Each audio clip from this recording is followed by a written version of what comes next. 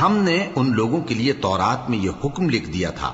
کہ جان کے بدلے جان، اور آنکھ کے بدلے آنکھ، اور ناک کے بدلے ناک، اور کان کے بدلے کان، اور دانت کے بدلے دانت، اور سب زخموں کا اسی طرح بدلہ ہے۔ اب جو شخص بدلہ معاف کر دے وہ اس کے لیے کفارہ ہوگا، اور جو اللہ کے نازل فرمائے ہوئے احکام کے مطابق حکم نہ دے تو ایسے ہی لوگ بے انصاف ہیں۔ اور ان پیغمبروں کے بعد انہی کے قدموں پر ہم نے عیسیٰ ابن مریم کو بھیجا جو اپنے سے پہلے کی کتاب تورات کی تصدیق کرتے تھے، اور ان کو انجیل عنایت کی جس میں ہدایت اور نور ہے، اور تورات کی جو اس سے پہلی کتاب ہے تصدیق کرتی ہے، اور پرہیزگاروں کو راہ بتاتی اور نصیحت کرتی ہے۔ اور اہل انجیل کو چاہیے کہ جو احکام اللہ نے اس میں نازل فرمائے ہیں اس کے مطابق حکم دیا کریں،